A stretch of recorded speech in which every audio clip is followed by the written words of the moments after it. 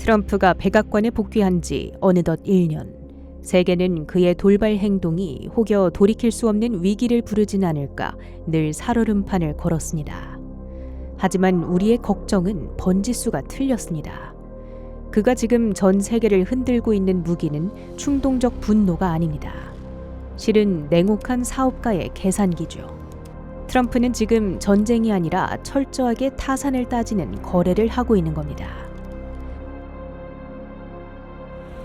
시선을 잠시 뉴욕으로 돌려보겠습니다. 베네수엘라의 독재자 마두로가 체포되던 날 언론은 정의의 심판이라며 떠들썩했습니다. 마치 잘 짜인 할리우드 영화의 결말 같았죠. 그런데 사람들의 눈이 그 화려한 체포쇼에 팔려있던 바로 그 시각, 트럼프는 조용히 지도 위에 전혀 엉뚱한 곳을 두드리고 있었습니다. 바로 북쪽의 얼어붙은 땅, 그린란드. 남미의 독재자 체포, 그리고 난데없는 북극의 영토 매입 시도. 전혀 관계없어 보이는 이 두 사건은 하나의 장부 위에서 움직이고 있었습니다. 이는 외교가 아닙니다.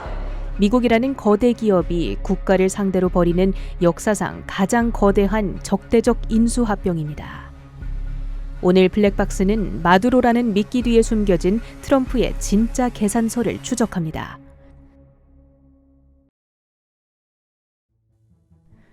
범죄 현장은 완벽했습니다. 베네수엘라의 거리엔 환호성이 넘쳤고 뉴스 앵커들은 흥분한 목소리로 타전했습니다. 마약왕 마두로 드디어 심판대에 서다. 확실히 마두로는 제거되어야 할 대상이었습니다. 국민이 쓰레기통을 뒤질 때 최고사회 행복부라는 기괴한 부처를 만들고 굶주린 국민들을 보며 내 다이어트 요법 덕분에 날씬해진 것이라며 웃던 사이코패스였으니까요. 하지만 우리는 탐정의 눈으로 이 사건을 다시 봐야 합니다. 감정을 배제하고 트럼프라는 인물의 프로파일링을 다시 해보시죠. 그는 자선사업가가 아닙니다. 철저한 장사꾼이죠. 그는 반드시 장부의 이득이 찍혀야만 움직이는 인물입니다. 여기서 의문이 생깁니다. 왜 하필 지금 베네수엘라였을까? 뉴요커의 답은 이렇습니다.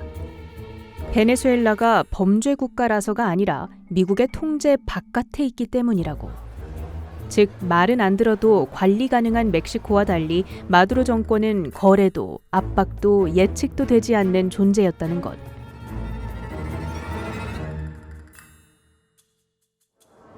동기는 정의가 아니었습니다. 비즈니스적 효용 가치였죠. 그리고 더 소름 끼치는 건 이 전쟁이 보여준 수법입니다. 트럼프는 마두로를 제거하기 위해 미사일을 쏘지 않았습니다. 그 대신 마두로를 산채로 붙잡아 전 세계가 생중계로 들여다보는 뉴욕 법정이라는 유리상자 안에 가뒀죠. 이 선택을 두고 범죄 심리학자들과 국제정치 분석가들은 공통된 해석을 내놓습니다. 적을 죽이는 순간 그는 지지자들에게 순교자로 남는다. 하지만 살아서 죄수복을 입히는 순간 그는 신화가 아니라 초라한 범죄자가 된다. 시체를 보여주는 것은 공포를 줍니다. 그러나 살아있는 적을 공개적으로 굴복시키는 것은 공포를 넘어선 절망을 주죠. 외신들은 이 장면을 두고 정권 붕괴가 아닌 상징의 붕괴라 칭합니다. 살아있는 독재자의 비참한 말로 이것은 베네수엘라 한 나라를 향한 메시지가 아닙니다. 전 세계의 권위주의 정권을 향한 걸어다니는 협박 편지죠. 이 등기 우편을 가장 먼저 뜯어봤을 사람들이 분명 존재합니다. 실제로 뉴욕타임스는 마두로 체포 이후 북한, 이란 같은 개인 권력형 독재 국가들이 이 장면을 어떻게 해석할지를 집중적으로 분석했습니다. 짐작컨대 그들의 해석은 이러할 것입니다. 핵무기는 미사일을 막아줄 수는 있어도 미국 법원의 체포영장은 막아내지 못한다는 것. 이는 외신들이 공통적으로 짚는 이번 사건의 핵심이기도 하죠. 트럼프가 꺼내든 무기는 군사력이 아니라 사법 시스템의 국제화라는 사실.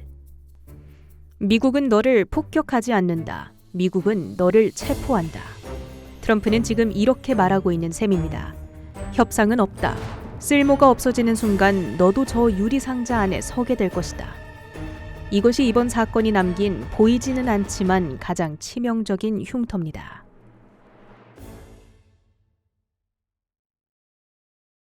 1월 3일 말어라고 기자회견.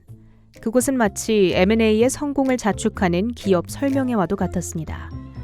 트럼프가 원한 진짜 전리품은 마두로의 목이 아니라 그가 깔고 앉아있던 검은 액체, 석유였습니다. 중국은 베네수엘라의 핵심 채권 국가이자 핵심 경제 파트너였죠. 베네수엘라는 중국에 수십억 달러의 부채를 지고 있었고 그 대가로 석유를 저렴한 가격에 공급해왔습니다. 채권을 석유로 갚는 구조였죠. 그런데 트럼프 대통령이 마두로를 제거함으로써 그야말로 중국으로 가는 혈관을 단칼에 끊어버린 셈.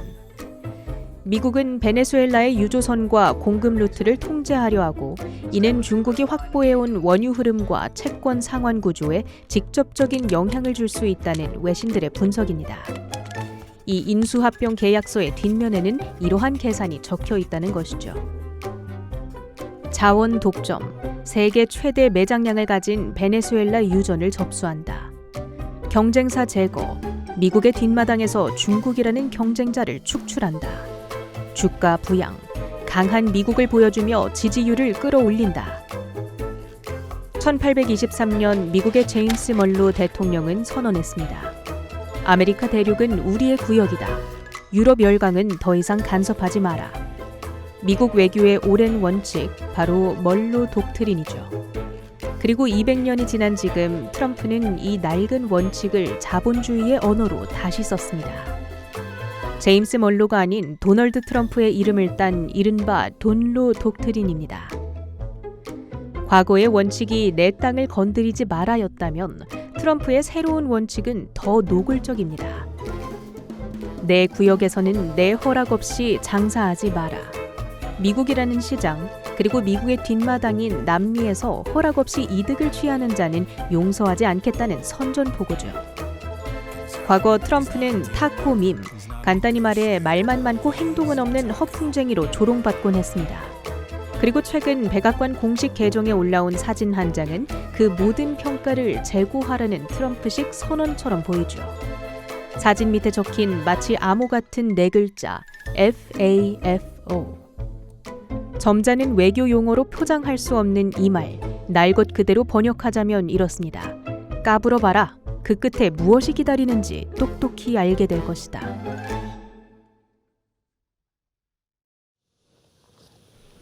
트럼프라는 사업가에게 영토는 지켜야 할 땅이 아닙니다. 수익을 창출해야 할 자산이죠. 남쪽에서 이득을 본 그의 계산기는 곧바로 북쪽 끝 그린란드를 향합니다. 트럼프의 최측근 스티븐 밀러의 아내가 SNS에 올린 포스트가 최근 가디언에 의해 조명됐는데요. 성조기가 덮인 그린란드 지도와 함께 곧이라는 문구. 곧바로 백악관은 그린란드 확보를 위해 군사력 사용을 검토하겠다는 발표를 이어갔죠. 그야말로 협상 테이블에서 상대가 거절할 수 없게 만드는 가장 강력한 레버리지를 동원한 겁니다. 그에게 그린란드는 희토류와 북극 항로가 묻혀있는 미국이라는 주식회사가 반드시 인수해야 할 저평가 우량주였기 때문입니다.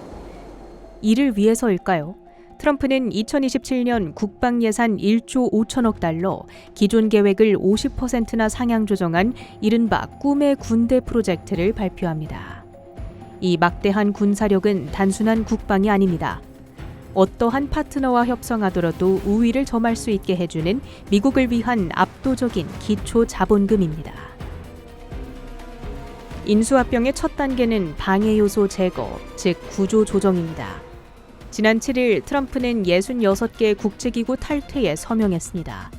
이유는 단 하나, ROI가 안 나온다는 것이죠. 미국 돈으로 운영되면서 정작 미국의 이익은 무시하는 조직들, CEO인 트럼프의 눈엔 가차없이 잘라내야 할 방만 경영의 표본일 뿐이었습니다. 내부 정리가 끝나자 그의 계산기는 곧바로 외부 사냥감인 베네수엘라로 향한 것. 트럼프가 내민 계약 조건은 지독할 정도로 치밀했습니다. 첫째, 석유를 판 돈으로 오직 미국의 물건만 구매할 것. 둘째, 중국, 러시아, 이란, 쿠바와는 즉시 절교할 것. 1월 6일 밝혀진 이 조건은 단순한 무역 계약이 아닙니다. 돈은 챙기고 적들의 에너지 공급망은 끊어버리는 경쟁사를 말려 죽이는 경제적 질식 전략입니다. 세상은 이를 강압이라 욕할지 모르지만 지지자들의 생각은 다르겠죠.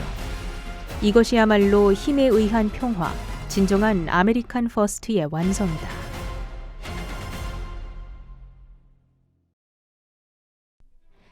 새해 벽두부터 우리가 마주한 진실은 불편하지만 명백합니다. 전쟁과 비즈니스, 역사 속에서 이 둘은 언제나 뗄래야 뗄 수 없는 공생관계였습니다. 다만 과거에는 그것을 숭고한 희생이나 정의라는 이름으로 그럴싸하게 포장해왔을 뿐이죠.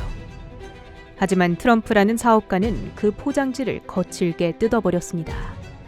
그에게 전쟁과 외교는 더 이상 명분의 싸움이 아닙니다.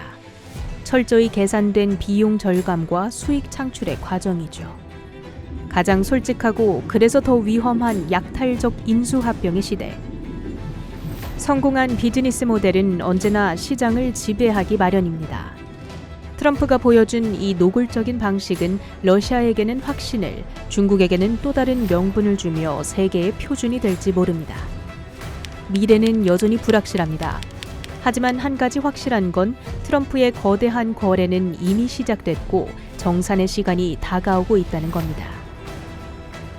그의 손에 들린 차가운 계산서, 그 마지막 항목 청구 대상에 적힐 이름은 과연 누가 될까요?